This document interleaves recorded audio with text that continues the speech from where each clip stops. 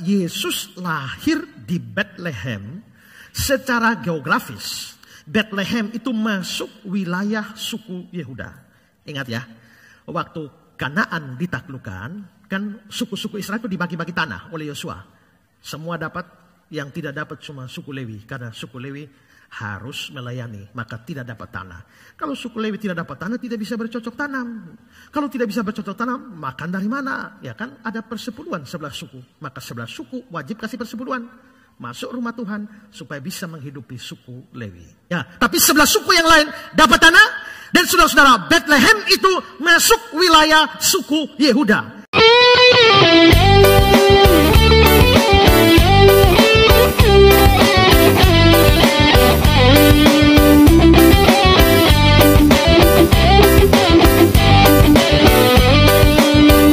Baik, shalom. Baik, hari ini dalam waktu menjelang Natal, ya, kita juga akan ada sakramen baptisan dan juga perjamuan. Kita akan belajar satu firman Tuhan dan tema kita hari ini adalah Natal dan Bethlehem. Natal dan Bethlehem. Bethlehem, nama sebuah kota kuno di Israel, kira-kira terletak 10 km sebelah selatan dari kota Yerusalem. Ya, kalau lihat peta Israel, dia ada pada titik merah sana. Itu adalah kota Bethlehem. Kota ini termasuk salah satu kota tua, karena kota ini sudah didirikan dari tahun 1250 sebelum Masehi. Jadi 1250 tahun sebelum Tuhan Yesus lahir, Bethlehem sudah ada. Bethlehem, Bet itu artinya rumah, Lehem itu artinya roti. Jadi Bethlehem artinya rumah roti. Bet itu rumah. Bet itu nanti kalau dibunyi ke Arab menjadi bait. Ya, maka Betel, Betel rumah Allah, Bait El sama saja rumah Allah. Bet, jadi ingat jangan salah omong. Saya pernah dengar orang khotbah Bethlehem. Saudara-saudara, Yesus dilahirkan di Bethlehem. Bethlehem itu tidak ada arti, ya. Nah, Bethlehem, Bet rumah, Lehem roti, rumah roti. Kenapa kok dinamakan kota itu atau kampung itu dinamakan Bethlehem rumah roti? Seorang namanya Peter Walker, dia memberikan keterangan. Tempat itu menjadi persinggahan untuk menyambung perbekalan dalam perjalanan. Jadi kalau orang jalan-jalan kehabisan bahan makanan, mampir di kampung itu untuk ambil perbekalan, lanjut perjalanan. Kalau kita jalan-jalan ke Soe, mampir Oesau, isi bensin. Nah, jalan lagi sampai Singgatakari, isi bensin. Tempat persinggahan untuk isi bahan bakar. Nah, orang bepergian jauh membawa bahan makanan. Nah, kampung itu tempat persinggahan untuk isi atau mengambil perbekalan. Tempat ini memang dikelilingi oleh ladang gandum dan tanah yang bagus untuk ditanami. Jadi karena dia cukup subur untuk gandum, ya, dan juga tanaman yang lain, orang singgah ke sana untuk mengambil perbekalan, makanya disebut rumah roti, Bethlehem, ya.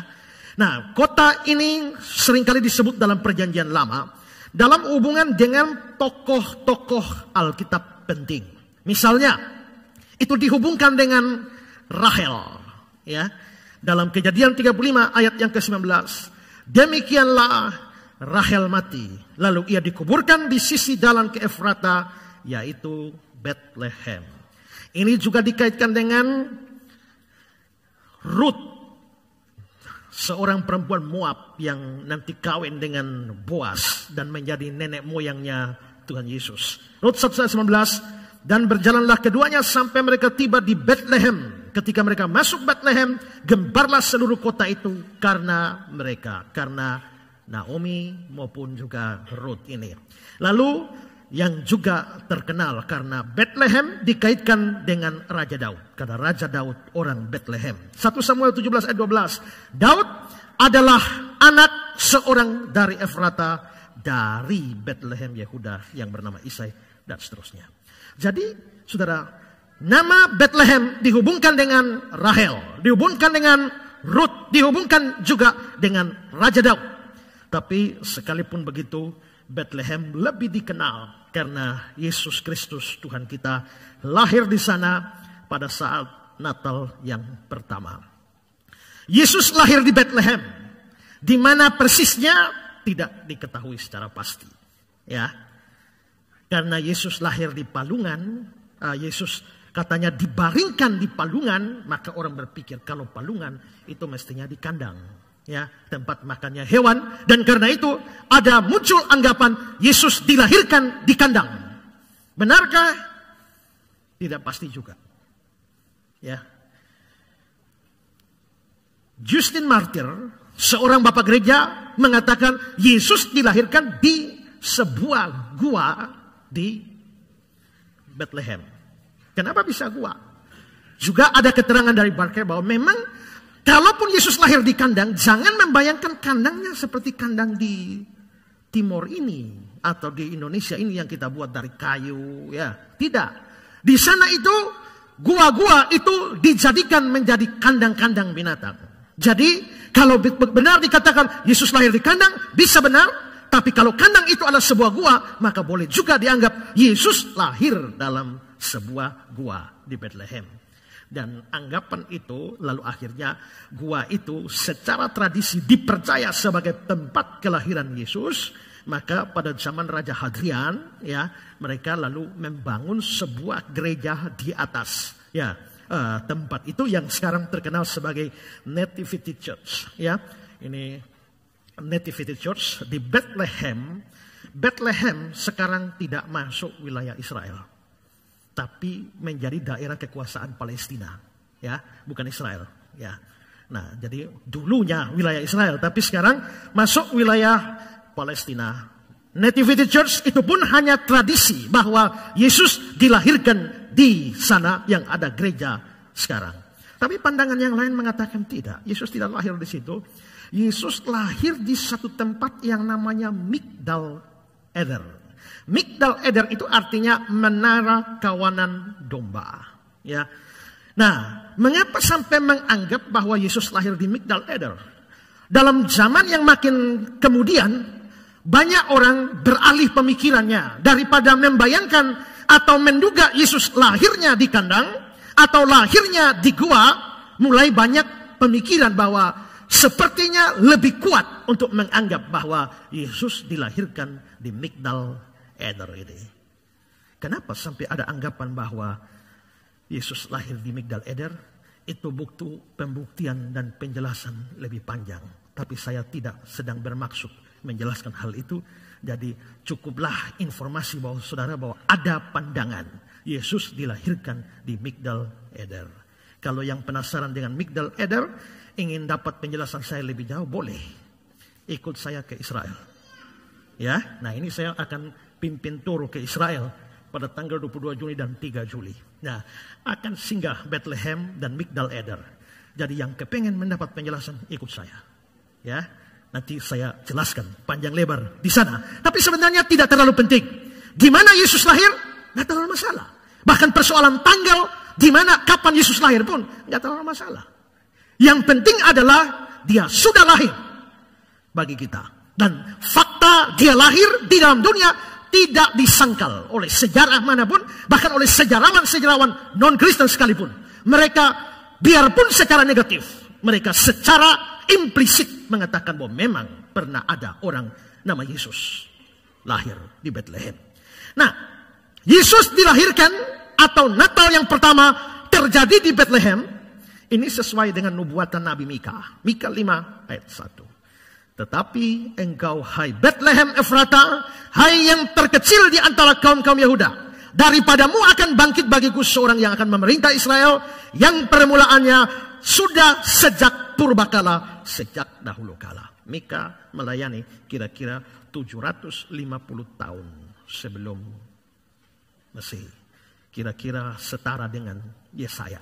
Ya, jadi sekitar 750 sampai 700 tahun sebelumnya Mika memberikan nubuat bahwa Mesias Mesias itu bahasa Ibrani, bahasa Yunaninya Kristus. Mesias atau Kristus akan dilahirkan di Bethlehem.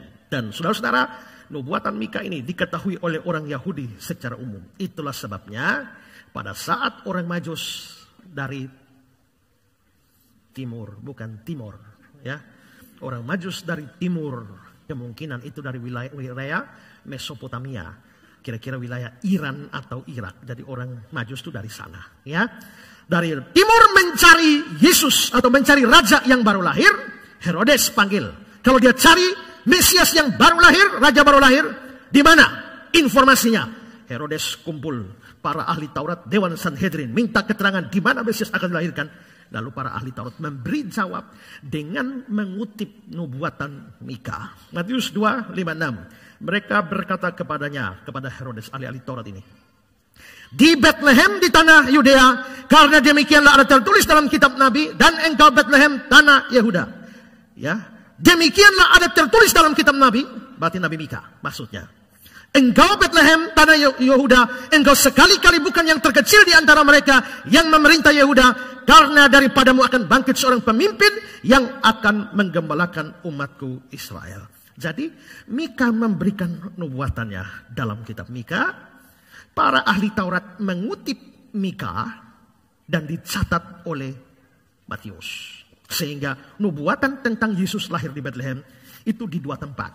Di perjanjian lama di kitab Mika, di perjanjian baru di dalam Injil Matius. Nah, saudara-saudara, karena itu hari ini saya akan mengajak saudara, tema kita Natal dan Bethlehem. Karena ada nubuatan dua ini, satu di perjanjian lama, kitab Mika, dikutip dalam Matius, Injil Matius. Maka saya mau membahas soal nubuatan ini dari Mika, versi Mika maupun juga versi Injil Matius. Nah, tapi saya akan membahas ini dalam beberapa poin. Pertama, mari kita melihat perbedaan nubuatan versi Mika dan versi Matius. Sekarang sekali lagi melihat nubuatan Mika. Mika 5:1. Tetapi engkau hai Bethlehem Efrata yang terkecil di antara kaum-kaum Yehuda, daripadamu akan bangkit bagiku seorang yang akan memerintah Israel, yang permulaannya sudah sejak purbakala, sejak dahulu kala. Lalu Matius pasal 2, 5-6. Mereka berkata kepadanya, di Bethlehem di tanah Yudea, karena demikian ada tertulis dalam kitab Nabi, dan engkau Bethlehem tanah Yehuda, engkau sekali-kali bukan yang terkecil di antara mereka yang memerintah Yehuda, karena daripadamu akan bangkit seorang pemimpin yang akan menggembalakan umatku Israel. Ada versi Mika, versi Matius. Baca dua-dua itu, saudara temukan ada perbedaan? Kelihatannya ada. Abaikan perbedaan yang lain. Saya hanya mau soroti perbedaan dalam urusan dengan Bethlehem. Ya. Nah, sekarang coba lihat Mika 5:1. Tetapi engkau hai Bethlehem Efrata. Menurut Mika, itu Bethlehem Efrata. Bagaimana dalam Injil Matius? Di Bethlehem di tanah Yudea. Ayat 6, dan engkau Bethlehem tanah Yehuda. Mika bilang Efrata. Para ahli Taurat yang dikutip atau ditulis oleh Matius itu di tanah Yudea atau tanah Yehuda. Ini perbedaan pertama.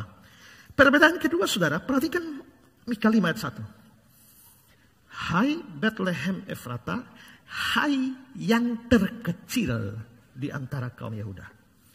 Jadi Bethlehem menurut Mika adalah yang terkecil di antara kaum Yehuda.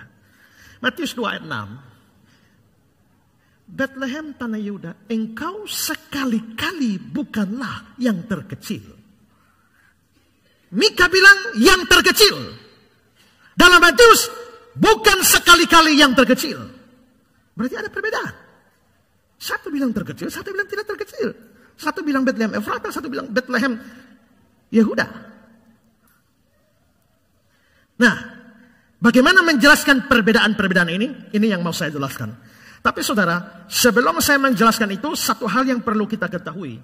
Bahwa seringkali merupakan ciri khas di dalam penulis-penulis perjanjian baru, atau tokoh-tokoh perjanjian baru, sewaktu mereka mengutip ayat-ayat dalam perjanjian lama, seringkali tidak dikutip persis sama. Tidak seperti itu gayanya. Gayanya mengutip itu cukup bebas. Nah, saya akan memberikan contoh bagaimana kutipan bebas dari Perjanjian Lama. Itu bisa beberapa model. Pertama adalah bahwa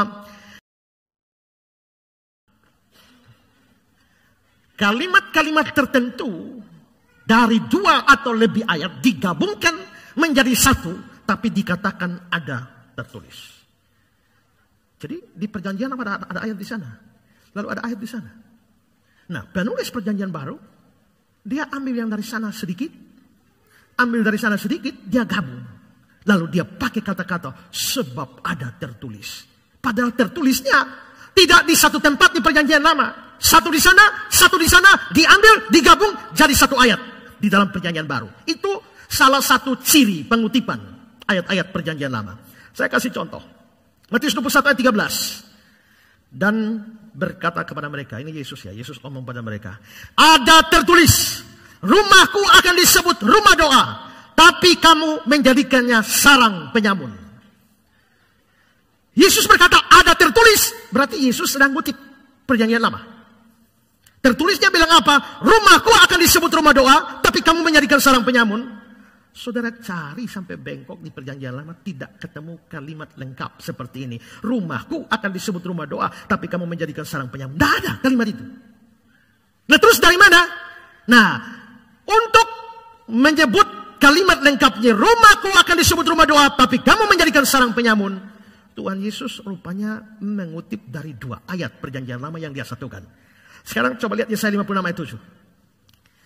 Mereka akan kubawa ke gunungku yang kudus, dan akan kuberi kesukaan di rumah doaku. Aku akan berkenan kepada korban-korban bakaran dan korban-korban sembelihan mereka yang dipersembahkan di atas mezbahku. Sebab rumahku akan disebut rumah doa bagi segala bangsa.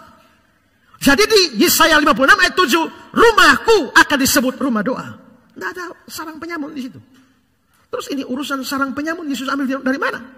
Dia ambil dari Yeremia 7 ayat 11. Sudahkah menjadi sarang penyamun di matamu rumah yang atas namaku diserukan ini? Jadi rupanya Yesus bilang sebab ada tertulis bukan satu ayat. Sepotong kalimatnya ambil dari Yesaya, sepotong kalimatnya ambil dari Yeremia, disatukan lalu diberikan kata-kata ada tertulis. Jadi itu ciri pengutipan Perjanjian Lama di dalam Perjanjian Baru. Itu dilakukan oleh Yesus. Jadi tidak ada hukum bahwa ngutip Perjanjian Lama harus dari satu ayat. Tidak, itu bisa lebih dari satu ayat. Contoh lain, Roma 11 ayat 8. Seperti ada tertulis, Allah membuat mereka tidur nyenyak, memberikan mata untuk tidak melihat, telinga untuk tidak mendengar, sampai kepada sekarang ini. Di sini Paulus bilang ada tertulis, tapi cari kalimat lengkapnya dalam satu ayat PL, tidak ada. Itu diambil dari 2 tempat yang berbeda. Kata-kata yang mata untuk tidak melihat, telinga untuk tidak mendengar sampai pada sekarang itu diambil dari Ulangan pasal yang ke-29 ayat 4. Tapi sampai sekarang ini Tuhan tidak memberi kamu akal budi untuk mengerti, atau mata untuk melihat, atau telinga untuk mendengar. Sedangkan aku membuat tidur nyenyak, itu Paulus ambil dari Yeremia 29 ayat 10. Sebab Tuhan telah membuat kamu tidur nyenyak, matamu, yakni para nabi, telah dipejamkannya, dan seterusnya. Jadi Paulus waktu mengutip, ambil 2 tempat, disatukan, dianggap sebab ada tertulis. Itu ciri. Itu ciri pertama dalam pengutipan ayat-ayat PL. Ciri kedua, atau cara kedua adalah mengucapkan satu kalimat yang merupakan inti Perjanjian Lama. Tapi tidak ada ayat persis seperti itu. Tapi waktu dikutip, tetap dibilang ada tertulis. Contoh, Markus 9 ayat 12. Jawab Yesus, memang Elia akan datang dahulu dan memulihkan segala sesuatu. Hanya bagaimanakah dengan yang ada tertulis mengenai anak manusia, bahwa dia akan banyak menderita dan akan dihinakan? Ada tertulis mengenai anak manusia, dia akan banyak menderita dan akan dihinakan. Cari kalimat ini dalam PL, tidak ada. Padahal dibilang ada tertulis. Nah, rupanya di situ itu memang tidak ada ayat kalimat seperti itu, tapi itu adalah inti Perjanjian Lama.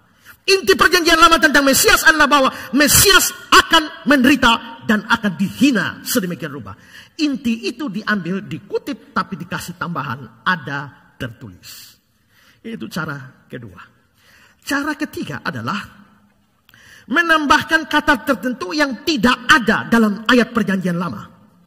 Tidak ada. Tapi ditambah katanya, tapi memang maksudnya memang sama. Maksudnya sama dengan PL, tapi diberikan tambahan kata mungkin untuk menekankan. Contoh, 1 Korintus 15 ayat 45. Seperti ada tertulis, manusia pertama Adam menjadi makhluk hidup. Seperti ada tertulis, manusia pertama Adam. Tertulis di mana ada manusia pertama? Tidak ada. Pasti Paulus mengacu kepada Kejadian 2 ayat 7.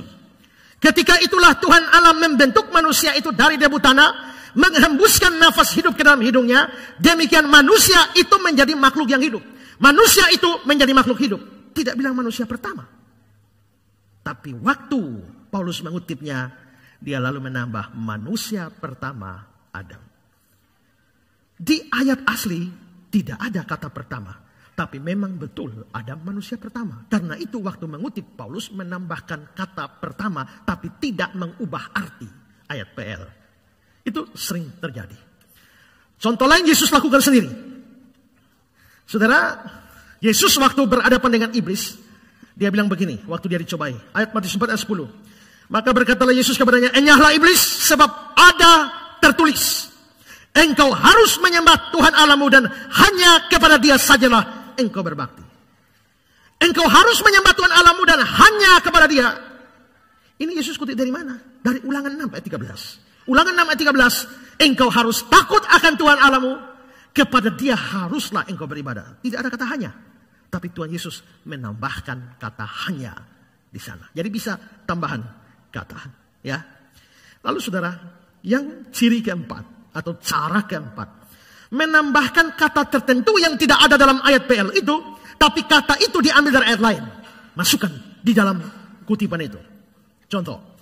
Galatia 3 ayat 10. Karena semua orang yang hidup dari pekerjaan hukum Taurat berada di bawah kutuk. Sebab ada tertulis. Ini kutipan. Terkutuklah orang yang tidak setia melakukan segala sesuatu yang tertulis dalam kitab hukum Taurat ini. Dari mana Paulus kutip? Dari Ulangan 27 ayat 26. Terkutuklah orang yang tidak menepati perkataan hukum Taurat dengan segala perbuatan. Dengan perbuatan. Tidak ada kata segala sesuatu. Tapi di Galatia 3 ayat 10 Paulus kutip ada segala sesuatu. Ayat aslinya tidak ada segala sesuatu. Lalu dari mana Paulus mendapatkan kata segala sesuatu? Dia ambil dari Ulangan 28 ayat 1. Jika engkau baik-baik mendengar suara Tuhan Allahmu dan melakukan dengan setia segala perintahnya. Nah itu diambil dari situ. Jadi kita bisa lihat itu model pengutipan. Tidak ada keharusan mengutip persis dengan perjanjian lama. Tidak harus. Makanya Lenski memberikan keterangan. Merupakan suatu anggapan yang tidak berdasar atau tidak beralasan. Yang mendasari begitu banyak komentar tentang kutipan-kutipan. Bahwa semua kutipan harus harfiah secara persis dan meniru kata-kata aslinya. Tidak harus. Nah itu ciri. Karena itu saudara jangan heran kalau ada tertulis. Saudara cari-cari ada tertulis. Kok tidak ada ya? Ya, itu karena model seperti itu. 4 cara seperti itu yang umum mereka pergunakan. Karena itu saudara, seandainya bahkan faktanya ketika nubuatan Mika 5 ayat 1 dikutip di dalam Matius pasal 2 ayat 56 itu, kok beda? Yang dikatakan di Matius beda dengan Mika 5, gak usah heran. Karena demikianlah cara mereka mengutip. Meskipun demikian saudara, saya kira bagian perbedaan-perbedaan itu harus diberikan penjelasan supaya kita lebih mantap memahami teks-teks itu. Sekarang saya akan jelaskan 2 masalah itu. Masalah pertama tadi, persoalan Bethlehem Efrata menurut versi Mika dan Bethlehem di tanah Yudea atau tanah Yehuda. Yehuda itu sama. Ya. Nah, saudara-saudara, sebenarnya masalahnya sederhana. Kenapa? Karena Yesus lahir di Bethlehem secara geografis. Bethlehem itu masuk wilayah suku Yehuda. Ingat ya, waktu Kanaan ditaklukkan, kan suku-suku Israel itu dibagi-bagi tanah oleh Yosua. Semua dapat, yang tidak dapat cuma suku Lewi. Karena suku Lewi harus melayani, maka tidak dapat tanah. Kalau suku Lewi tidak dapat tanah, tidak bisa bercocok tanam. Kalau tidak bisa bercocok tanam, makan dari mana? Ya kan, ada persepuluhan 11 suku. Maka 11 suku wajib kasih persepuluhan. Masuk rumah Tuhan supaya bisa menghidupi suku Lewi. Ya, tapi 11 suku yang lain dapat tanah. Dan saudara-saudara, Bethlehem itu masuk wilayah suku Yehuda. Jadi saudara, kalau dalam Injil Matius dikatakan bahwa di Bethlehem tanah Yehuda, Bethlehem tanah Yudea, itu benar. Secara geografis memang begitu. Tapi saudara, jadi dalam versi Matius benar. Tapi mengapa Mika mengatakan Bethlehem Efrata?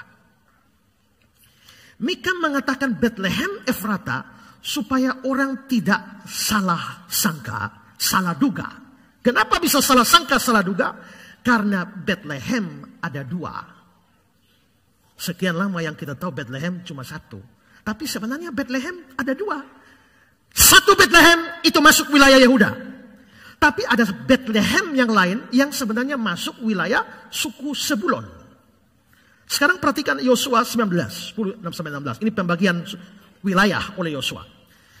Undian yang ketiga pun keluarlah bagi Bani Sebulon. Menurut kaum mereka, batas milik pusaka mereka sampai ke Sarid. Ke sebelah barat batas mereka itu naik ke Marala, menyinggung Dabeset, kemudian menyinggung sungai yang mengalir lewat Yokneam. Dari Sarid batas itu berbalik ke timur ke arah matahari terbit melalui daerah Kislot Tabor menuju Dobrat, naik ke Yafia, dari sana terus ke timur ke arah matahari terbit ke Gad Hefer, ke Et Kasin menuju Rimon dan melengkung ke Nea. Kemudian batas itu membelok mengelilinginya di sebelah utara Hanatan dan berakhir di lembah Yiftah El. Lagi Katat, Nahalal, Simron, Yidala dan Bethlehem. 12 kota dengan desa-desanya. Itulah milik pusaka Bani Sebulon. Menurut kaum-kaum mereka, kota-kota dengan desa-desanya. Berarti ada Bethlehem di Sebulon. Tadi Bethlehem ada di tanah Yehuda. Berarti ada Bethlehemnya Yehuda, ada Bethlehemnya Sebulon. Jadi Yesus itu lahir di Bethlehem yang mana? Kalau hanya bilang Bethlehem, orang bisa salah sangka. Ya. Karena itu maka untuk membedakan dengan Bethlehem Sebulon, Nabi Mika perlu kasih keterangan supaya orang tidak salah sangka. Maka dia memberikan keterangan Bethlehem tempat Mesias akan dilahirkan. Itu adalah Bethlehem Efrata. Tapi kenapa Mika harus pakai Efrata? Kenapa Mika tidak bilang Bethlehem Yehuda? Selesai. Bethlehem Yudea. Tapi kok Bethlehem Efrata? Karena begini saudara, nama lain dari Bethlehem itu adalah Efrata. Sebenarnya berdekatan posisinya tapi dianggap sama. Karenanya Efrata seringkali disebut Bethlehem, Bethlehem seringkali disebut Efrata. Kejadian 35:19. Demikianlah Rahel mati, lalu ia dikuburkan di sisi jalan ke Efrata, yaitu Bethlehem. 1 Samuel 17:12, Daud adalah anak seorang dari Efrata, dari Bethlehem Yehuda. Rut 4:11, biarlah engkau menjadi makmur di Efrata, biarlah namamu termasyhur di Bethlehem. Di Efrata. Biarlah engkau makmur di Efrata, masyhur di Bethlehem. Sama saja. Betapa cintanya aku akan Indonesia. Begitu cintanya aku akan Ibu Pertiwi. Begitu sayangnya aku akan Nusantara ini. Indonesia, Ibu Pertiwi dan Nusantara kan sama saja kan? Maka engkau akan makmur di Efrata, engkau termasyhur di Bethlehem. Sama saja Efrata dan Bethlehem. Karena Efrata identik dengan Bethlehem, maka Bethlehem yang di Yehuda itu disebut Bethlehem Efrata. Tapi Bethlehem yang Sebulon itu tidak ada hubungan dengan Efrata. Maka waktu dikatakan Bethlehem Efrata, itu maksudnya yang di Yehuda, bukan yang di Sebulon. Dengan demikian saudara, perbedaan ini sederhana saja. Banyak orang terlalu melebih-lebihkan dan mengatakan bahwa Alkitab salah. Tidak. Itu latar belakangnya seperti itu. Jadi, apakah Yesus lahir di Bethlehem Efrata? Ya. Di Bethlehem Yudea? Ya. Bethlehem Yehuda? Ya. Tapi tidak lahir di Bethlehem Sebulon. Itu penjelasannya. Sekarang saudara, persoalan kedua. Satu bilang yang terkecil, satu bilang bukan yang terkecil. Menurut Mika, versi Mika, terkecil. Engkaulah yang terkecil di antara kaum-kaum Yehuda. Matius bilang, engkau sekali-kali bukan yang terkecil. Mengapa Mika bilang Bethlehem adalah yang terkecil? Karena memang dibandingkan dengan wilayah lain di suku Yehuda, Bethlehem ini pertama dari sisi luasnya dia lebih sedikit daripada suku yang lain. Kedua, dari jumlah penduduk itu dia lebih sedikit juga dari tempat-tempat yang lain. Jameson, Fawcett, and Brown. Kota itu kecil atau tidak berarti dalam ukuran dan jumlah penduduk. Sehingga dalam Yosua 15-21 dan seterusnya, kota itu tidak disebutkan di antara kota-kota dari Yehuda. Juga tidak ada dalam daftar Nehemia 11 ayat 25 dan seterusnya. Di bawah Rehabeam, dia menjadi sebuah kota. Ia membangun Bethlehem. Jadi itu memang kota yang tidak berarti. Kecil, penduduknya sedikit. Henry, itu adalah kecil di antara ribuan dari suku Yehuda. Bukan sesuatu yang penting baik dalam jumlah penduduk maupun gambaran yang mereka buat. Kota itu tidak mempunyai apapun di dalamnya yang layak untuk mendapatkan kehormatan yang diberikan padanya. Tidak ada sesuatu dalam Bethlehem yang membuat dia dihormati. Nah, jadi kalau Mika mengatakan Bethlehem engkaulah yang terkecil di antara kaum Yehuda, itu betul. Persoalannya, mengapa para ahli Taurat dan juga disetujui oleh Matius, engkau bukan sekali-kali yang terkecil. Apakah bertentangan? Tidak. Bagaimana menjelaskannya? Begini, memang waktu Mika mengucapkan nubuatannya, Bethlehem bukan apa-apa. Bethlehem paling kecil dibandingkan seluruh wilayah Yehuda. Tapi rupanya gara-gara Mika menubuatkan Mesias akan lahir di sana, orang lalu berpikir kalau begitu, seandainya Mesias lahir di sana, betapa luar biasanya Bethlehem. Dan rupanya sudah diketahui secara umum oleh orang-orang Yahudi bahwa Mesias akan dilahirkan di Bethlehem. Yohanes pasal 7 ayat 22. Karena kitab suci mengatakan bahwa Mesias berasal dari kampung Bethlehem. Semua orang sudah tahu bahwa Mesias akan dilahirkan dari kampung Bethlehem. Maka itulah sebabnya pada waktu Herodes tanya di mana Mesias akan dilahirkan, para ahli Taurat berkata di Bethlehem tanah Yehuda. Sebab ada tertulis engkau sekali-kali bukan yang terkecil. Karena apa tidak bukan yang terkecil? Karena Mesias akan dilahirkan di sana. Makanya mestinya terkecil, sekarang tidak terkecil lagi. Itu penjelasannya. Perhatikan komentar dari Calvin. Ada kesukaran yang lebih besar dalam kata-kata berikutnya. Karena sang nabi berkata bahwa Bethlehem adalah kecil pada waktu diperhitungkan dalam pemerintahan Yehuda. Sementara Matius sebaliknya berbicara secara meninggikan kedudukan sebagai salah satu yang paling terkemuka. Engkau sama sekali bukanlah yang terkecil di antara pangeran-pangeran Yehuda. Matius memaksudkan oleh perubahan kata-kata ini untuk meninggikan kasih karunia Allah dalam menjadikan satu kota yang tidak berarti dan tidak dikenal sebagai tempat kelahiran raja yang tertinggi. Albert Barnes, sekalipun suatu tempat yang kecil sejauh penduduknya yang dipersoalkan, tapi itu tidak akan menjadi kecil atau yang terkecil dalam hal kehormatan, karena Mesias akan dilahirkan di sana. Kelahirannya memberikan suatu kehormatan tempat itu yang tak bisa diberikan kepada kota-kota yang lebih besar oleh seluruh jumlah mereka, kemegahan mereka, atau kekayaan mereka. Kelahiran dari seorang pribadi yang terkenal atau terkemuka selalu dianggap memberikan kehormatan dan kepentingan kepada satu kota atau satu negara atau satu desa. Karena itu 7 kota bertanding untuk mendapatkan kehormatan, memberikan kelahiran kepada Homer. Stratford di Avon dibedakan sebagai tempat kelahiran Shakespeare dan Korsika sebagai tempat kelahiran Napoleon. Orang-orang ini seperti Shakespeare, Napoleon, Bonaparte adalah orang-orang yang besar di dalam sejarah. Karena besar dalam sejarah, maka tempat di mana mereka dilahirkan itu menjadi tempat yang akhirnya istimewa. Sama seperti Bethlehem, bukan apa-apa, tapi karena sang raja, segala raja akan dilahirkan di sana, maka Bethlehem akhirnya menjadi tidak yang terkecil, bahkan menjadi terbesar di antara suku-suku, di antara desa-desa, kampung-kampung, kota-kota dari suku Yehuda. Matthew Paul, Mika mengatakan kota itu yang terkecil, Matius mengatakan bukan yang terkecil. Di sini tidak ada kontradiksi, mengingat Bethlehem sendiri itu hanya kota kecil. Tetapi dalam hal-hal lain bukan yang terkecil.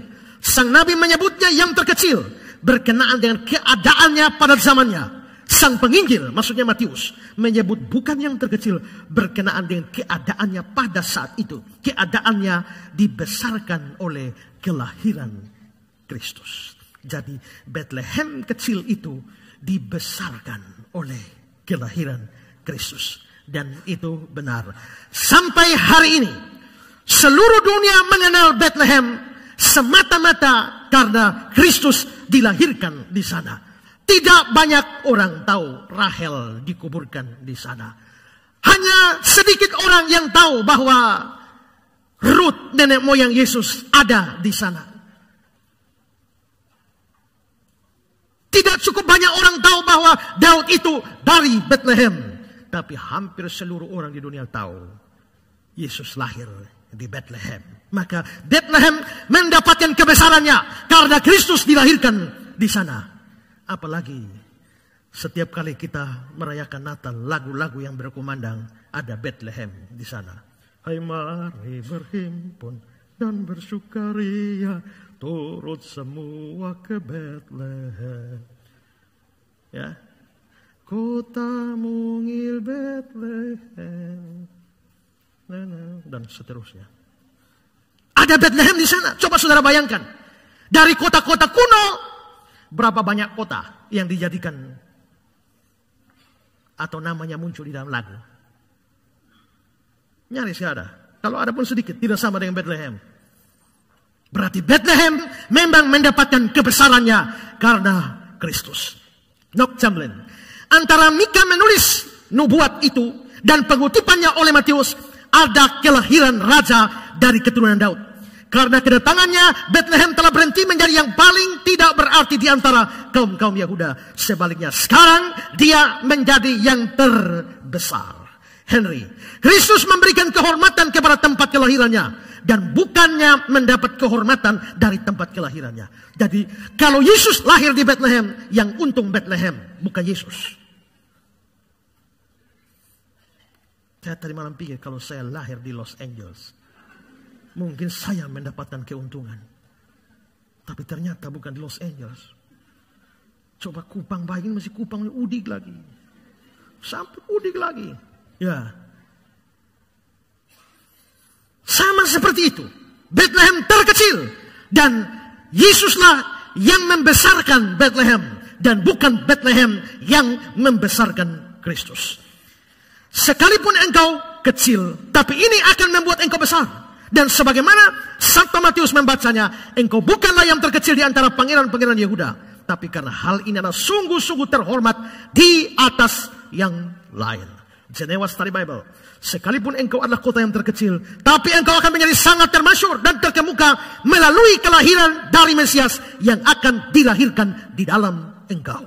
Dan dengan demikian saudara, sebenarnya bagian-bagian ini, baik Mika maupun Matius, tidak ada kontradiksi. Satu berbicara bahwa itu nubuat dilahirkan di tempat kecil. Gara-gara nubuat itu, maka dia menjadi terbesar. Itulah yang ditulis di dalam Injil Matius. Maka sama sekali tidak ada kontradiksi. Bahkan sebenarnya Mika sendiri sudah memberikan secara implisit.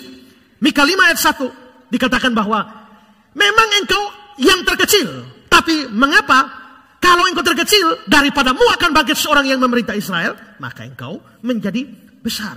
Jadi sekali lagi saudara-saudara, di sini tidak ada kontradiksi. Itu penjelasan soal dua persoalan perbedaan di dalam dua nubuatan ini. Nah, sekarang saudara, setelah saya menjelaskan semua ini, sekarang saya mau menarik pelajaran rohani dari fakta Yesus dilahirkan di Bethlehem. Apa sebenarnya yang perlu kita atau bisa kita pelajari dari sana dengan seluruh penjelasan yang sudah saya berikan ini? Saya berikan beberapa hal. Pertama adalah penilaian Allah atau penilaian secara rohani tidak sama dengan penilaian dunia secara jasmani. Bethlehem dianggap yang terkecil di antara seluruh kaum Yehuda, jelas karena dia dinilai secara jasmani. Karena secara geografis dia kecil, karena jumlah penduduknya juga sedikit. Maka dia dianggap yang terkecil. Itu penilaian secara jasmani. Tapi sekalipun kondisi jasmani sedemikian kecil, rupanya Bethlehem itu spesial di mata Allah. Bethlehem itu kecil, tapi Tuhan membangkitkan orang-orang besar dari sana. Dan 2 orang besar, pertama adalah Daud, Raja Israel. 1 Samuel 16 ayat 1. Beginilah firman Tuhan kepada Samuel, isilah tabung tandukmu dengan minyak dan pergilah. Aku mengutus engkau kepada Isai, orang Bethlehem itu. Sebab di antara anak-anaknya telah kupilih seorang raja bagiku. Untuk memimpin umatnya Israel. Untuk menggembalakan umat Israel. Tuhan memilih seorang dari kampung kecil Bethlehem itu. Dan selanjutnya saudara-saudara, setelah Daud dipilih, diambil dari kota kecil Bethlehem itu, selanjutnya adalah anak Daud, Sang Mesias, juga diambil dari kota yang sama. Berarti saudara, Bethlehem di mata manusia kecil, tapi tidak di mata Allah. Dianggap Bethlehem kecil karena dinilai secara jasmani, tapi Tuhan menilai secara rohani dan merasa dia memilih Bethlehem demi sebuah kehormatan. Albert Barnes mengatakan, kedua kalimat itu, kalimat Mika dan Matius, kedua kalimat itu benar. Mika berbicara tentang Bethlehem sebagaimana itu ada dalam pandangan manusia. Imam-imam kepala yang kata-katanya disetujui oleh Matius berbicara tentangnya dalam pandangan Allah dan sebagaimana akan jadinya kota itu oleh kelahiran Kristus. Satu bicara dalam pandangan jasmani, satu bicara dalam pandangan rohani. Peter Walker, Bethlehem juga menjadi tempat di mana Allah menjungkir balikan tata pikir manusia. Daud adalah seorang pemuda, anak bungsu ketika Allah memanggil dia. Allah membalikan pengharapan manusia dalam hal memilih raja. Jika manusia memandang penampilan luar, penulis kitab suci berkomentar, Tuhan melihat hati. Kini dalam diri Yesus, kita melihat sesuatu yang mirip, suatu kelahiran yang sederhana di sebuah desa kecil. Tapi yang dilahirkan di sini nantinya akan dibicarakan oleh seluruh dunia. Tuhan memang punya cara menilai yang seringkali berbeda dengan cara manusia menilai. Pada waktu mau diurapi anak-anak Isai menjadi raja, Tuhan tidak kasih tahu Samuel siapa yang akan diurapi. Hanya bilang salah seorang anak. Maka Isai memanggil anak-anaknya yang terbaik untuk ditentukan jadi raja. 1 Samuel 16 ayat 6 dan 7. Ketika mereka itu masuk, Samuel melihat Eliab. Lalu pikirnya, sungguh di hadapan Tuhan sekarang berdiri yang diurapinya. Bahkan Samuel anggap demikian karena lihat betapa gagahnya Eliab. Tapi berfirmanlah Tuhan kepada Samuel, jangan engkau pandang parasnya atau perawakan yang tinggi, sebab aku telah menolaknya. Bukan yang dilihat manusia, yang dilihat Allah. Manusia melihat apa yang di depan mata, tetapi Tuhan melihat hati. Itu cara Tuhan menilai. Tuhan menilai secara rohani. Manusia seringkali menilai secara jasmani. Dalam Lukas 21 ayat 1-4 juga terjadi penilaian yang sama. Yesus mengangkat mukanya, dia melihat orang-orang memasukkan persembahan mereka dalam peti persembahan. Dia melihat seorang janda miskin persembahkan 2 peser dalam peti itu. Lalu dia berkata, aku berkata padamu, sesungguhnya janda miskin ini memberi lebih banyak daripada semua orang itu. Sebab semua memberi persembahan dari kelimpahan. Janda ini memberi dari kekurangan, bahkan dia memberi seluruh nafkahnya. Orang secara jasmani pasti menilai orang kaya beri lebih banyak. Janda itu beri sedikit, tapi Tuhan menilai secara rohani dan dia bilang tidak. Janda itu beri lebih besar. Seringkali Tuhan punya cara pandang yang berbeda dari pandangan dunia. Perhatikan juga Matius 25 ayat 20-23. Hamba yang menerima 5 talenta itu datang dan membawa laba 5 talenta. Katanya, Tuhan, 5 talenta Tuhan percayakan padaku. Lihat, aku telah beroleh laba 5 talenta. Maka kata Tuhan kepadanya, baik sekali perbuatanmu itu, hai hambaku yang baik setia. Engkau setia dalam perkara kecil, aku memberikan tanggung jawab dan perkara besar. Masuklah, turutlah dalam kebahagiaan Tuhanmu. Lalu datanglah hamba yang menerima 2 talenta. Katanya, Tuhan, 2 talenta Tuhan percayakan padaku. Lihat, aku telah beroleh laba 2 talenta. Maka kata Tuhan itu kepadanya, baik sekali perbuatanmu itu, hai hambaku yang baik dan setia. Engkau telah setia memikul tanggung jawab dalam perkara kecil. Aku memberikan kepadamu tanggung jawab yang dalam perkara yang besar. Masuklah dan turutlah dalam kebahagiaan Tuhanmu. Perhatikan saudara, 1 5 talenta jadi 10. 1 2 talenta jadi 4. Di sini ada 10, di sini hanya 4. Mestinya secara manusia, yang lebih baik, yang lebih hebat, yang patut dihargai, yang 10, bukan yang 4. Tapi saudara bayangkan pujian Tuhan kepada mereka sama. Baik yang 2 jadi 4, 5 jadi 10, Tuhan menilainya sama. Seringkali manusia menilai tingkat-tingkat berbeda-beda secara jasmani. Tapi karena Tuhan menilai secara rohani, yang punya 5 ini, dia berusaha jadi keuntungan 100% dari 10. Tapi yang 2 ini, dia berjuang juga dapat untung 100%. Makanya jadi 4. Berarti di mata Tuhan, dua-duanya punya perjuangan yang sama, diberikan ganjaran yang sama. Tapi seringkali manusia justru lebih menghargai yang 10 ketimbang yang 4 itu. Nah, karena itu saudara, maka kita bisa lihat mengapa demikian. Dalam Lukas 12 dibilang, setiap orang yang kepadanya banyak diberi, kepadanya banyak dituntut. Kepada siapa yang banyak dipercayakan, akan lebih banyak dituntut. Kalau Tuhan kasih banyak, dituntut lebih banyak. Tuhan kasih saudara berkat keuangan lebih banyak. Dia menuntut engkau memberi lebih banyak. Tapi banyak kita mau uangnya banyak, tapi persembahannya mau yang sedikit. Kalau Tuhan kasih kamu talenta banyak, dia menuntut kamu melakukan segala pelayanan dengan talenta itu dengan banyak. Banyak orang punya kemampuan banyak, tapi melayaninya sedikit. Perhatikan sungguh-sungguh bahwa cara Tuhan menilai orang seringkali berbeda dengan penilaian manusia. Seperti pernah saya ceritakan, ada orang di satu kampung kaya sekali, punya semua, tapi satu malam dia mimpi, malaikat datang bilang, malam 1 minggu lagi orang paling kaya di kampung ini akan mati. Siapa lagi paling kaya? Saya. Berarti 1 minggu lagi saya mati. Wah, mati bagaimana? Jangan sampai saya dibunuh. Kalau saya dibunuh, mending sewa satpam bodyguard, jaga dia. Sementara semua jaga keamanan. Tidur malam lagi, malaikat datang lagi. 4 hari lagi, orang paling kaya di kampung ini akan mati. Sudah jaga keamanan, apa lagi? Jangan sampai saya akan diracun orang. Kalau begitu, siapkan koki yang baik, jaga keamanan. Sebelum makan koki semua tes dulu. Sudah tes, aman. Malaikat datang lagi, 2 hari lagi. Orang paling kaya di kampung ini akan mati. Jangan-jangan saya akan mati karena serangan jantung. Panggil dokter, periksa. Dokter periksa semua aman, Pak. Tapi berikut lagi, malaikat datang besok malam. Orang paling kaya di kampung ini akan mati. Jangan-jangan saya mati kecelakaan. Kalau begitu mending tidak usah keluar rumah. Tetap saja di rumah. Malaikat datang lagi, malam ini orang paling kaya di kampung ini akan mati. Dia pikir malam ini, aduh, jangan-jangan saya tidur tidak bangun-bangun. Kalau begitu tidak usah tidurlah. Maka malam itu dia tidak tidur. Dan kebiasaan di kampung itu, kalau ada orang mati, lonceng gereja pasti bunyi. Pukul 00, lonceng gereja berbunyi. Ada orang mati. Si kaya tadi bingung, saya kok masih hidup? Setelah diselidik-selidik, ternyata yang mati itu adalah orang paling miskin di kampung itu.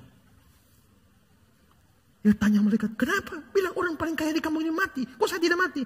Bukan kamu orang paling kaya. Yang paling kaya itu yang di sana. Lalu terus kenapa omongnya pada saya? Cukup informasi. Berarti saudara, di mata manusia dan di mata dia, dialah orang terkaya di kampung itu. Tapi Tuhan menilai lain. Bisa jadi ada orang miskin melarat di sana, Tuhan anggap lebih kaya daripada konglomerat. Itu cara Tuhan menilai. Karena Tuhan menilai seperti itu, ini bisa membuat penerapan bagi kita. Pertama, marilah kita pun belajar untuk menilai orang lain. Bukan hanya soal jasmani, tapi belajar menilai orang lain juga secara rohani. Seringkali dalam hidup ini, kita kalau mau hormat orang, biasanya yang kita lihat apa? Jasmaninya bukan? Kalau kedudukannya tinggi, kalau jabatannya tinggi, kalau duitnya banyak, kalau orangnya berpengaruh, kita hormat luar biasa. Tapi kalau yang tidak berpengaruh, yang tidak terkenal, yang miskin, yang sakit-sakitan, kita hormat. Seringkali terjadi, dunia memberikan penilaian dan penghormatan kepada orang-orang yang unggul secara jasmani lebih daripada mereka yang tidak unggul secara jasmani. Tapi kita seharusnya melihat cara Allah menilai seperti ini. Kita pun harus belajar melihat dan menilai dengan cara Allah, dengan kacamata Tuhan Allah. Saudara, kalau ada orang kaya, kedudukan tinggi, dan ada orang sederhana, sakit-sakitan, miskin, layani Tuhan, saudara lebih hormat mana? Kalau ada orang kaya, kedudukan tinggi, datang gereja 3 bulan 1 kali, pelayanan, tidak pernah. Kasih tugas hilang. Tapi ada orang miskin, sengsara, lemah, tak berdaya, tapi selalu setia melayani. Hormat mana?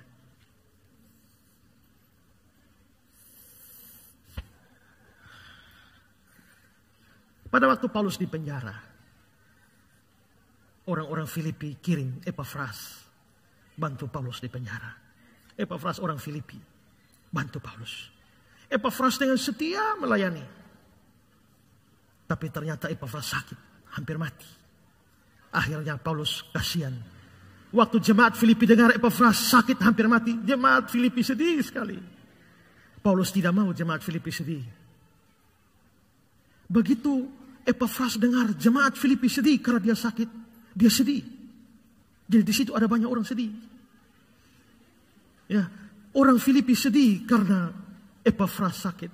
Epafras sedih karena dia tahu bahwa mereka sedih karena dia sakit. Yang mengerti yang sudah lewat. Nah, karena Paulus tahu bahwa dua pihak sedang sedih, Paulus ingin supaya dua pihak itu tidak bersedih lagi dengan mempertemukan mereka. Jadi waktu pelayanan belum selesai, tapi Paulus mengirim pulang Epafras lebih dulu dari jadwal yang ditentukan.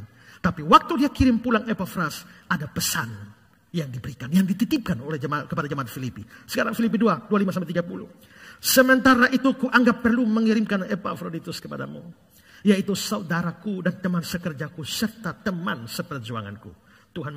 Paulus menilai Epafroditus ini teman yang setia, seperjuangan. Memang benar dia sakit dan nyaris mati, tapi Allah mengasihani dia. Bukan hanya dia saja, melainkan aku juga, supaya duka citaku jangan bertambah-tambah. Itulah sebabnya aku lebih cepat mengirimkan dia, supaya bila kamu melihat dia, kamu dapat bersuka cita pula dan berkurang duka citaku. Jadi sambutlah dia dalam Tuhan dengan segala sukacita dan hormatilah orang-orang seperti itu. Kenapa? Sebab oleh karena pekerjaan Kristus dia nyaris mati, dan dia mempertaruhkan jiwanya untuk memenuhi apa yang masih kurang dalam pelayananku kepadamu. Ini orang sakit-sakitan dan nyaris mati, tapi ini orang hebat yang berjuang bersama-sama dalam ladang Tuhan untuk pekerjaan Tuhan. Untuk jenis seperti itu, hormatilah mereka. Dia tidak punya mobil, ojek terus atau jalan kaki. Ganteng juga tidak, cantik juga tidak. Dompetnya tipis-tipis saja. Tapi di mana ada pelayanan, dia muncul di sana. Hormati orang-orang seperti itu. Tadi saya cerita soal pendeta yang ketemu saya di pesawat Palangkaraya. Dia bilang, Pak, jadi Bapak benar bisa datang ke gereja saya yang kecil? Kenapa tidak bisa? Tapi Bapak ini pendeta besar, saya ini hanya pendeta kecil. Loh, yang mengukurnya siapa? Jangan-jangan di mata Tuhan Bapak lebih besar dari saya. Karena Bapak berjuang mungkin dengan perjuangan yang jauh lebih hebat dari saya. Berkorban dengan pengorbanan lebih dari saya. Jadi bisa jadi malah Tuhan nilai sebaliknya. Atau bahkan di mata Tuhan, semua kita yang sungguh-sungguh berjuang, Tuhan nilai secara besar. Menghargai kita. Itulah cara pandang Tuhan. Dan karena demikian cara pandang Tuhan, bukan secara jasmani tapi secara rohani, maka marilah kita pun meneladani itu dengan memberikan penilaian pada orang secara rohani. Asal orang itu sungguh-sungguh dengan Tuhan, melayani Tuhan, saudara harus menghormati orang itu biarpun dia kere, tidak punya bapak. Yang kedua adalah kita harus menilai diri kita. Pikirkan, seandainya ada Allah, seandainya Kristus di depan saya dan harus menilai hidup saya, menilai karakter saya, menilai pelayanan saya, kira-kira bagaimana Kristus menilainya? Kalau saya berdiri di hadapan manusia, bagaimana manusia menilai saya? Mungkin manusia menilai saya, kamu orang hebat, orang top, orang terkenal, kamu top, market top. Tapi bagaimana Tuhan menilai? Orang Laodikia menilai diri dari secara jasmani. Secara jasmani lihat diri, dianggap mereka orang hebat. Tapi Tuhan justru menilai mereka lain.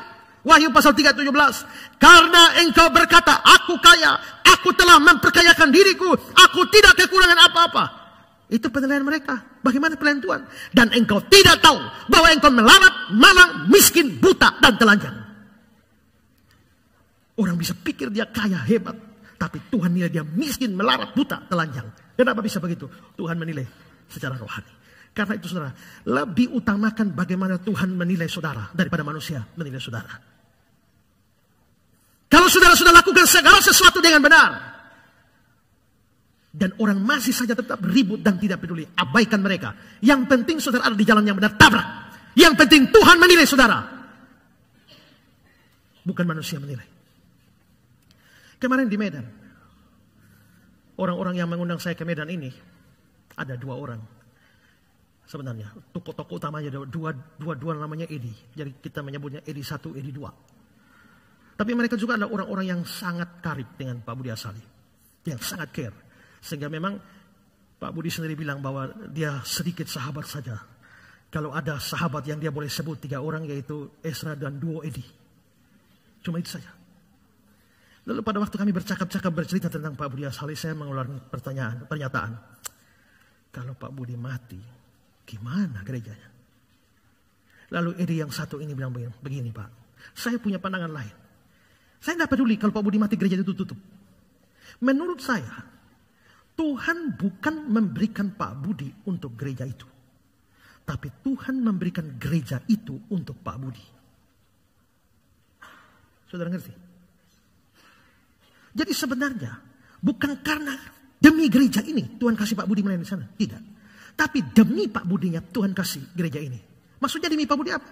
Karena kalau dia tidak punya gereja, dia tidak akan belajar firman. Dan dia tidak akan bisa memberkati orang lewat pelajaran dia, oleh khotbah-khotbah dia. Karena itu, supaya dia bisa tetap belajar dan jadi berkat.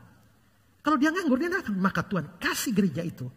Supaya dengan adanya gereja itu, dia mau belajar. Terus tekun, biarpun jemaatnya dapat dihitung dengan jari. Kadang-kadang hadir 8 orang. 8 orang itu sudah termasuk pengkhotbah. Ya. Terus kita banyak ini.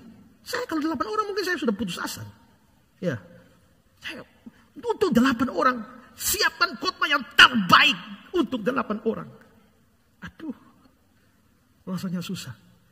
Tapi bagaimana supaya dia begitu? Tuhan harus kasih dia gereja itu. Supaya dia bisa terus jalan. Jadi Tuhan bukan memberikan Pak Budi untuk gereja itu. Tapi memberikan gereja itu untuk Pak Budi. Itu pulang dan saya renungkan. Mungkinkah demikian? Sehingga tidak masalah. Seandainya memang pada saat Pak Budi mati, gereja itu bubar, 8 orang, 10 orang siang, pergi mana cari gereja lain juga, tidak apa-apa.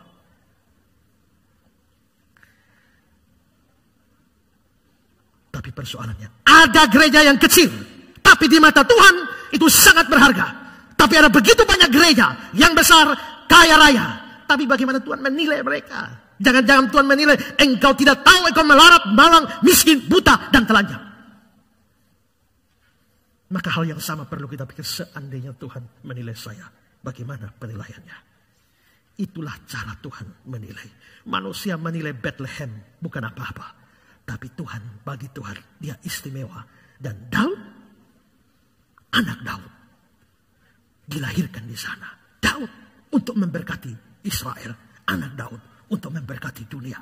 Keduanya datang dari kota mungil, Bethlehem.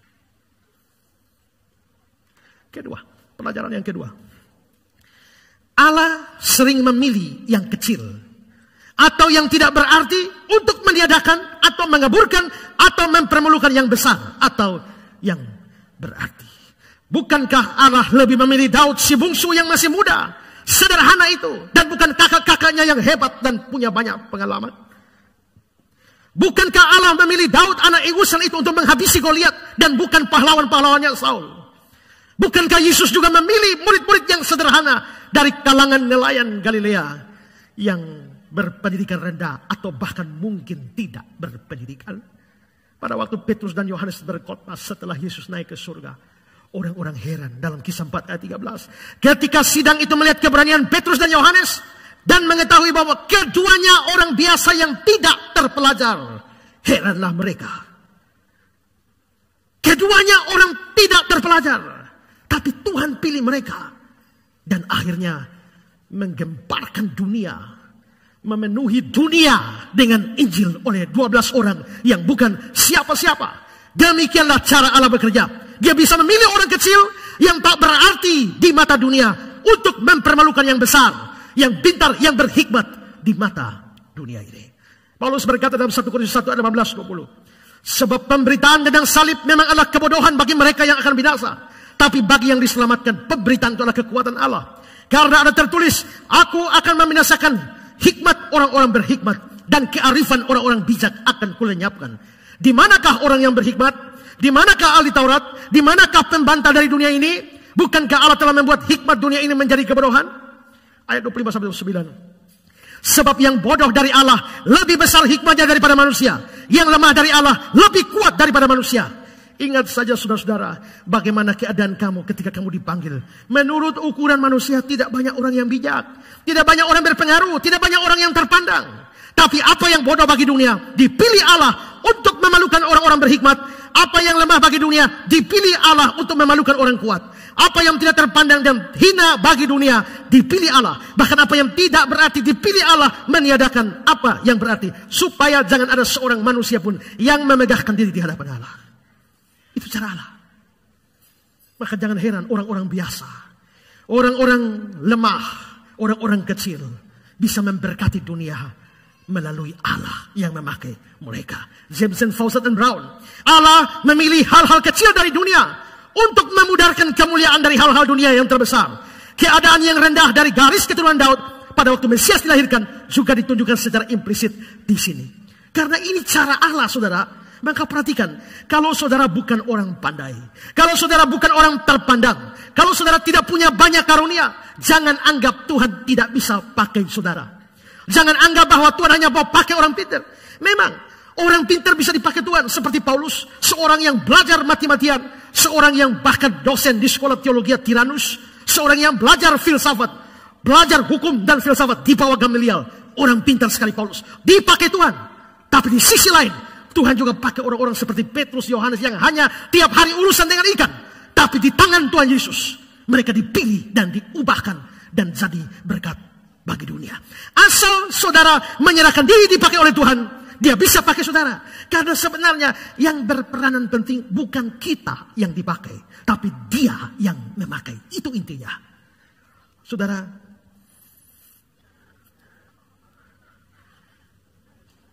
kalau saudara dikeroyok 30 orang,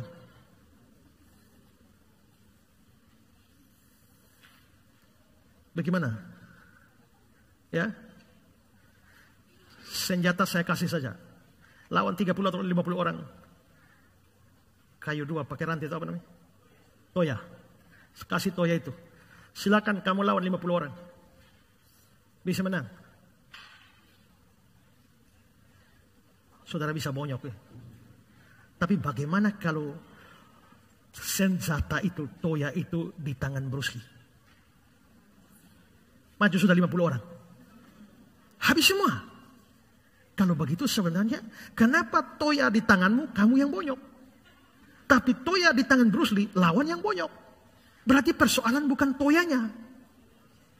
Persoalannya, siapa yang pegang toya itu masalahnya. Masalahnya bukan kamu, tapi masalahnya siapa yang memakai kamu dalam pelayanan. Tergantung di tangan siapa. Next. Bola basket di tanganku hanya harga $19. Bola basket di tangan Michael Jordan harganya $33 juta. Tergantung di tangan siapa. Bisbol dalam tanganku berharga $6.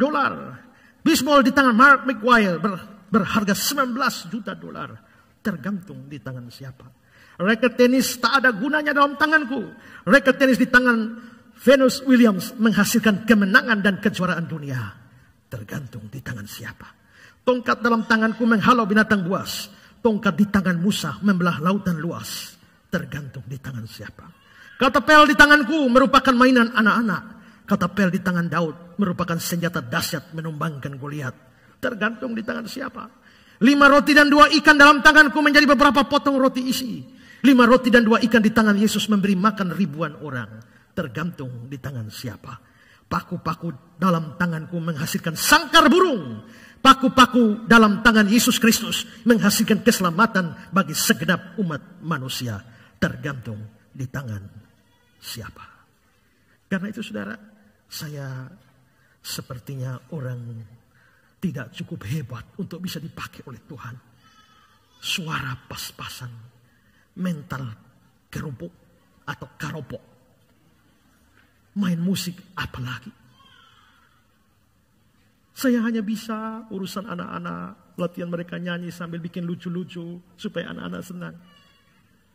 Bisakah Tuhan memakai saudara lebih dahsyat? Kenapa tidak bisa? Yang penting bukan kamu, tapi siapa yang memakai kamu. Charles Haddon Spurgeon mengatakan tentang Bethlehem, sekalipun kota itu hanya kota kecil, kelahiran Kristus di dalamnya membuatnya termasyhur. Yesus memuliakan semua yang ia sentuh. Karena itu jangan pedulikan kelemahan saudara, kekurangan saudara. Asal dia menyentuh engkau, asal dia menjamah engkau, engkau bisa menjadi mulia. Matthew Henry, suatu hubungan dengan Kristus akan membesarkan mereka yang kecil di dunia. Yang penting sekarang, mau atau tidak, berserah atau tidak.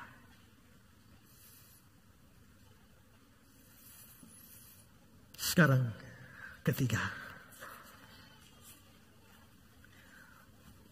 sekalipun Bethlehem menjadi besar karena kelahiran Kristus di sana, ironisnya adalah penduduknya tidak mendapatkan hal positif darinya. Yesus lahir di Bethlehem. Apakah orang Bethlehem menyambutnya? Apakah orang Bethlehem percaya kepadanya? Bethlehemnya jadi besar, tapi orang-orang Bethlehemnya tidak dapat apa-apa. Mereka tidak percaya kepada Kristus itu. Atau mungkin mereka tidak tahu Yesus dilahirkan di sana. Mungkin mereka tidak tahu Kristus dilahirkan di sana. Bukankah sudah ada nubuatan tentang itu? Dan setelah nubuatan itu dan itu menjadi kenyataan, bukankah para gembala memberitakan itu kepada mereka semua? Lukas 2 ayat 17-18. Dan ketika mereka ini para gembala melihatnya, mereka memberitahukan apa yang telah dikatakan pada mereka tentang anak itu. Dan semua orang yang mendengar heran tentang apa yang dikatakan gembala itu kepada mereka. Jadi gembala-gembala beritakan berita Kristus dilahirkan. Mereka percaya? Tidak. Apa yang terjadi? Mereka tidak percaya. Mereka cuma heran. Kenapa heran? Simak penjelasan dalam komentar Henry. Hal ini mereka beritahukan, para gembala beritahukan kepada semua orang sesuai kesaksian mereka. Dan sekarang, kalau ia telah ada dalam dunia, tapi dunia tidak mengenalnya, maka itu salah mereka sendiri. Sebab telah cukup banyak pemberitahuan diberikan pada mereka. Apa kesan pemberian tersebut terhadap orang banyak? Sesungguhnya semua orang yang mendengarnya heran tentang apa yang dikatakan gembala-gembala itu pada mereka. Tidak bisa tidak orang banyak itu menjadi heran mendengar bahwa Sang Mesias harus dilahirkan dalam sebuah kandang dan bukan dalam sebuah istana. Dan bahwa para malaikat harus membawa kabar itu pada para gembala miskin dan bukan pada imam-imam kepala. Mereka merasa heran, tapi tidak pernah berusaha menyelidiki lebih lanjut mengenai Sang Juru Selamat itu, mengenai kewajiban mereka kepadanya, atau mengenai manfaat-manfaat apa yang mereka peroleh darinya. Sebaliknya, mereka membiarkan semua itu berlalu begitu saja. Oh, betapa luar biasa bodohnya orang-orang dari generasi itu.